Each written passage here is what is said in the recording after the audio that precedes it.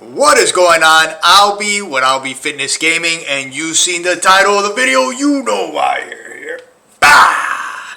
Green White Hate Bears. And in this matchup, we're going to be playing against JUND. Now, JUND is actually a very bad matchup for us.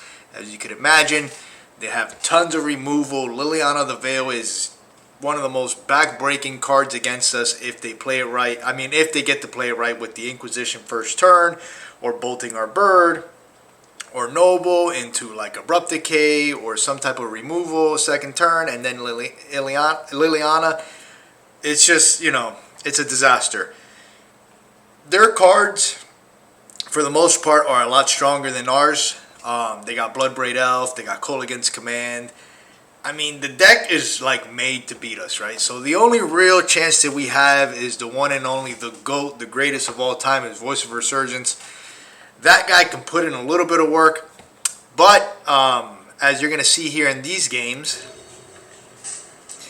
we're going to be able to maneuver in a way for us to, you know, not be so horrible against JUND per se. So let's go ahead and take a look at the matchup here. Now, obviously, I don't know that I'm playing against JUND, so my plan is real simple here. We're going to lead with a fetch land, and we're going to go second turn Scavenging Ooze, which can be good in certain matchups, and then third turn is either going to be Ravenap Excavator or Night Reliquary, depending on what they're playing. Now, as soon as I see the Raging Ravine, I already know this is JUND. Luckily, they did not play an Inquisition or a Thoughtseize, so we're going to be okay for the most part. I do know now, like, alright, we're going to play the Scavenging Ooze. Scavenging Ooze is probably going to get bolted 9 times out of 10, right? We drew the Skyclave, which was amazing because in my head, I'm like, alright, the way this game is going to play out is we're going to play Scavenging Ooze. They're going to bolt it.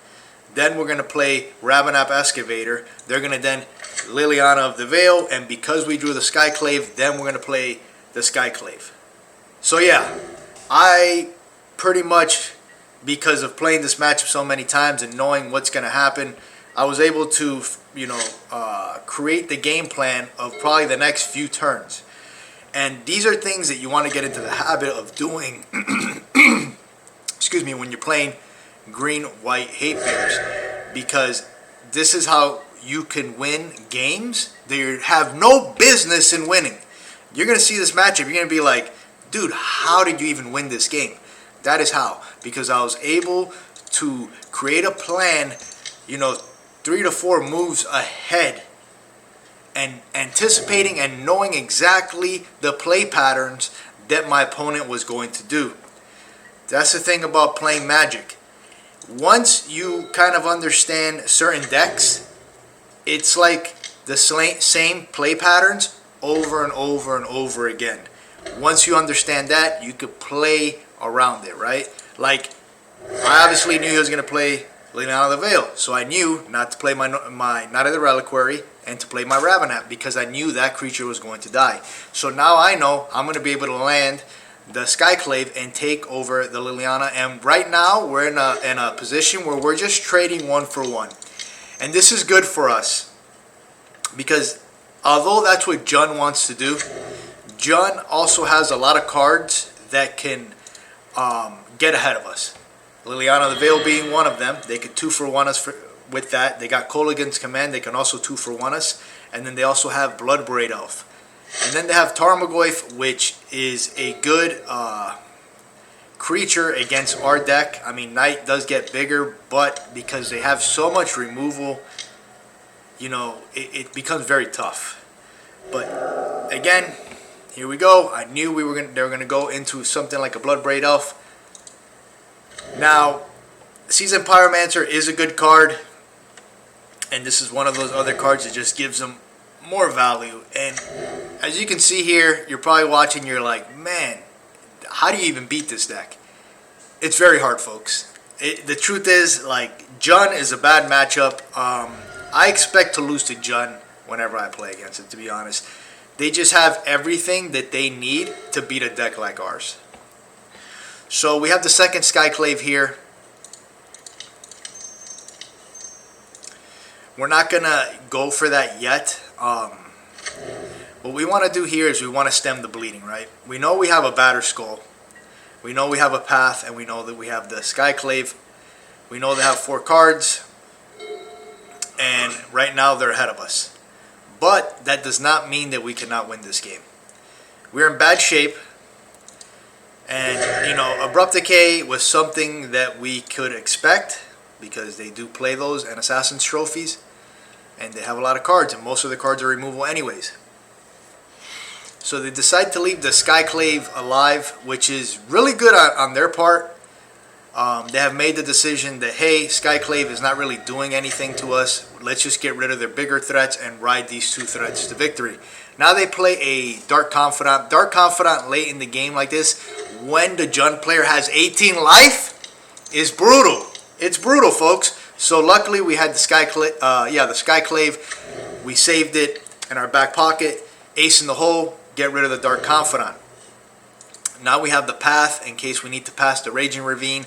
I'm hoping that we can draw some, like a Ghost Quarter or something, to get rid of that, because I know that that's going to be a threat that's going to come up. Because right now, the way that I'm thinking is, as the Jund player, you don't need to continue casting spells. Right now, you have a dominating position. Right now, it's time to try to close the door on your opponent. You want to end the game now. At least when I used to play Jund and I had people in against the ropes, that's what I would do. As soon as I saw an opportunity that, hey, we need to start closing the game, I would do that, because I don't want the other player to be able to somehow make a comeback. Now, they decide to crack their Peatland here and not activate the Raging Ravine and move forward with a Tarmogoyf. That's fine. They're progressing the board a little bit. They're really trying to close the game out here. But luckily for us, I mean, we have some answers here. I have the game plan in my head. I'm like, all right, we're going to path Tarmogoyf on their upkeep. We're going to try to flood the board here with Mana Dorks and then Windmill Slam this Batter Skull. This is our strategy right now, and this is going to take a couple turns to set up. But right now, the only card that can really devastate us is going to be Kolaghan's Command. That card is so good against us. It's ridiculous. But that's the only card that I'm really worried about right now. So right now we're at 5. Another card that we're worried about is obviously Lightning Bolt. Lightning Bolt can end the game on the spot pretty much. So we're trying to make sure that these 2 cards do not show up. So the sweats are on. Alright, so just as anticipated, the Raging Ravine is coming in. This tells me they don't have Bolt. This tells me they don't have Kolaghan's Command. Or maybe they could still have Kolaghan's Command, but definitely it tells me they don't have Bolt. So here, obviously we have to block, right? My thought process is here, we're going to die to a Kolaghan's Command or a Bolt anyways, so the difference between being at 4 and 2 is not a big difference. I don't want to be at 1, because in case we get a fetch land or Horizon Canopy, we need that life to be able to activate that land. So that's what I'm thinking right now. I'm trying to run the numbers here. I'm trying to see what is the best way. At this point right now, I'm looking at the game state and I'm like, we're going to lose, right? But that's okay. I still want to play to all my outs. I know that we're going to be able to put the Batter Skull into play next turn. Assuming they don't have an answer for the Batter Skull, we're still behind. But that's my thought process right now. So right now, we're going to give them a 3-3. And we're going to take 2, bringing us down to 3. Now we're dead to Lightning Bolt here, but we're also dead to Kolaghan's Command, because all we have right now is the Batter Skull. And we have to hope that they brick, right? Because even if they draw a Liliana, now we're backpedaling again. So, again, why I wanted to have that cushion in case we drew a fetch land or Horizon Canopy. You have to think ahead all the time. You have to be 2 or 3 play patterns in front of your opponent at all times. Keep that in mind. So now we're able to get in with the Batter Skull. Now we use the Noble Hierarch here because we value the Noble Hierarch more than the bird because of Exalted. the bird is obviously going to be used to block.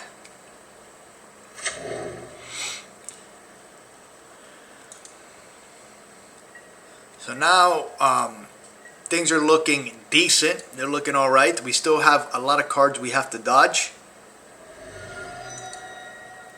Opponent is at a very healthy life total.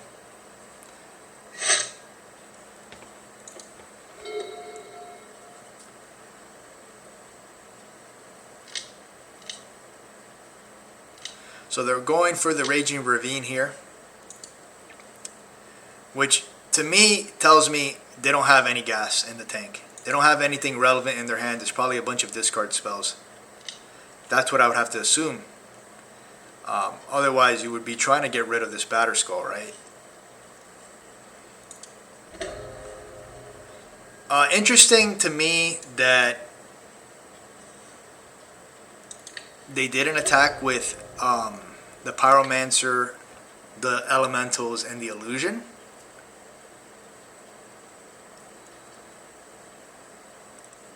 I don't understand that part right there, because I don't know. Maybe there's something I'm not seeing, but then again, I don't know what they have in their hand.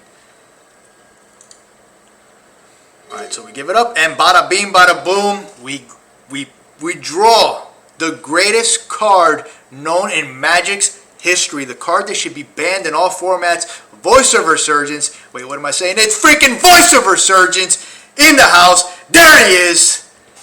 Voice. At this point, once I drew Voice, I already knew. The game is over. I'm going to win. As soon as I windmill slam this bad boy, my opponent is going to scoop. He's going to scoop Bill.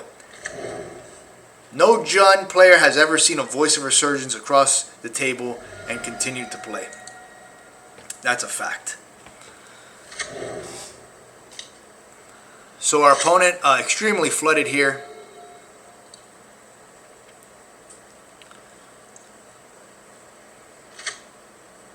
Two cards in hand. I'm assuming it's still the same two cards. It could be all lands, and it could be discard spells.